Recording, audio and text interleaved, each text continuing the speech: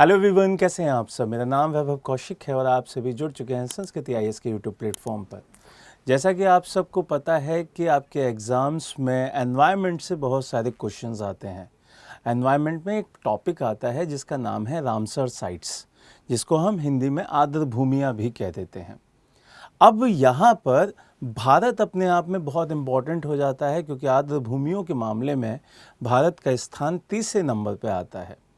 अब कल की रात एक बहुत इम्पॉर्टेंट न्यूज़ सभी स्टूडेंट्स के लिए सामने आई कि भाई भारत की आर्द्र भूमियों में वेटलैंड्स में एक और जुड़ गई है। अब वो आर्द्र भूमि कौन सी है, कौन से स्टेट में आती है, कौन से नंबर की है, इससे पहले लास्ट कौन सी जोड़ी गई थी, ये सारी की सारी चीज़ें इस वीडियो में एक ही बार में याद कर लेंगे। चलिए स्टार्ट करते हैं। सबसे इम्पॉर्टेंट बात आपको ये ध्यान रखना है कि ये भारत की 101वीं आर्द्र भूमि है, रामसर साइट है।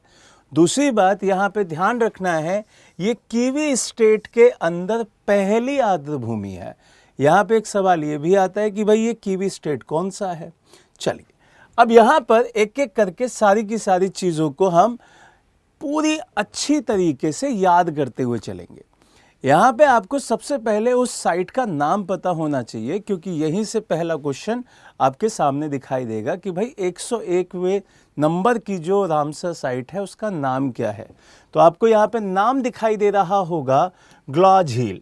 अब ये जो झील है वो बहुत इम्पॉर्टेंट इसलिए भी हो जाती है क्योंकि इसकी जो लोकेशन है वो बहुत ही शानदार जगह पे है। अब वो जगह कौन सी है? वो जगह है अरुणाचल प्रदेश। तो अरुणाचल प्रदेश की ये झील पहली रामसर साइट है अरुणाचल प्रदेश में, तो ये अपने आप में वैसे भी इम्पॉर्टेंट हो जाएगा।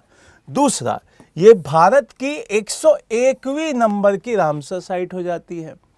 इससे पहले 100 कंप्लीट हो चुकी थी, अब ये 101वें नंबर की है। तो सवाल यहाँ पे ये भी आएगा कि भाई 101 से पहले जो 100वें नंबर की रामसर साइट थी वो कौन सी थी। वो हाल फिलहाल में ही बनाई गई थी, और कहाँ पे बनाई गई थी? वो बनाई गई थी आपके बलिया में, जिसका नाम है सुरहा ताल।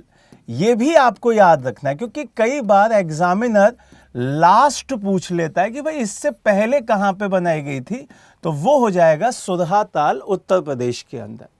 यहां पर अब बात कर लेते हैं हम लोग सुरहा ताल के ही बारे में थोड़ा सा, और कि भाई इसका दूसरा नाम क्या है। इसका दूसरा नाम है जयप्रकाश नारायण पक्षी अभयारण्य। अब ये बलिया के अंदर आता है, ये भी आपको याद रखना है कि ये बलिया के अंदर आता है, और ये पूछा जा सकता है। यूपी के बच्चों से तो कई बार इस तरीके के क्वेश्चन पूछे जाते हैं। अब आते हैं जो हमारे 101 नंबर की रामसर साइट है उसके बारे में। जब आप इस साइट को पढ़ेंगे तो आपको पहला क्वेश्चन तो पता चल ही गया कि भाई इसका नाम क्या है। तो इसका नाम है ग्ला झील। ये आती कहां पे है? तो ये दूसरा क्वेश्चन हो गया, अरुणाचल प्रदेश। फिर अब यहां से तीसरे क्वेश्चन की तरफ चलते हैं कि भाई इसकी लोकेशन कहां पे है। तो जो आपका पूर्वी हिमालय दिखाई देता है, जो आपका नॉर्थ ईस्ट वाला हिमालय पूरा का पूरा हिस्सा दिख रहा होता है, वहां पर ये अरुणाचल प्रदेश के अंदर पड़ती है। इसका मतलब पूर्वी हिमालय के हिस्से में दिखाई देती है। दूसरा, यहां पे एक टाइगर रिजर्व का नाम आपको याद रखना है, जिसका नाम है कामलांग टाइगर रिजर्व। ये बहुत इंपॉर्टेंट हो जाता है क्योंकि इसी के बीच में ये स्थित है, ये वहां पे दिखाई देती है। अब कामलांग टाइगर रिजर्व के साथ साथ वन्यजीव अभयारण्य भी है, ये भी आपको याद रखना है। तो जब आप इस पूरे सेगमेंट को पढ़ेंगे तो ये क्वेश्चन भी आपके लिए इंपॉर्टेंट हो जाएगा, क्योंकि कामलांग टाइगर रिजर्व पूछा जा सकता है आपके एग्जाम में कि भाई वो कौन से स्टेट से है, क्योंकि जब आर्द्र भूमि न्यूज में है तो वो उससे जोड़ के उस स्टेट के क्वेश्चन को पूछ लेगा।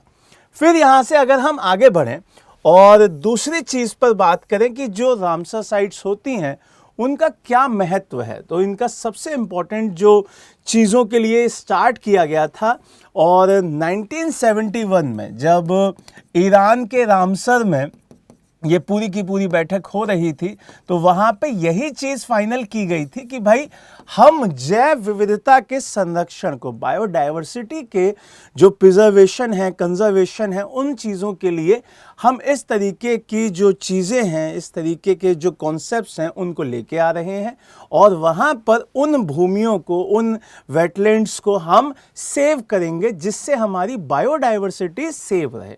ये चीज़ आपको ध्यान रखनी है। दूसरा, जब हम इससे आगे बढ़ते हैं कि भाई इसको कौन फाइनलाइज करता है, तो यूनेस्को पूरी स्टडी करने के बाद उसको फाइनलाइज करती है।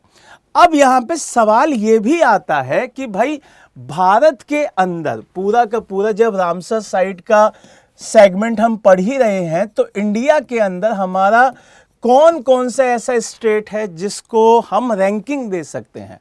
तो पहले नंबर पे तमिलनाडु आता है और दूसरे नंबर पे हमारा उत्तर प्रदेश दिखाई देता है। ये दोनों स्टेट आपको याद रखने हैं। अरुणाचल प्रदेश में ये पहली है, ये बात भी आपको याद रखनी है। दूसरी बात, अगर हम वैश्विक स्तर पे देखें तो वहां पर पहले नंबर पे आपको यूके दिखाई देगा, देन आप इससे नीचे आएंगे तो मैक्सिको दिखाई देगा सेकंड नंबर पे, और तीसरे नंबर पे हमारा देश दिखाई देता है जहां पर 101 रामसर साइट फाइनलाइज हो चुकी हैं। यहां पे सवाल यह भी आ सकता है कि भाई जब हम यूके की बात करते हैं तो वहां पे कितनी रामसर साइट्स हैं, तो वहां पे अप्रोक्स 175 प्लस। ये डाटा प्लस मैं क्यों कह रहा हूं, क्योंकि कई डाटा में आपको 176 मिलेगा और कई बुक्स में 175 मिलेगा, इसीलिए मैंने 175 प्लस लिखा है।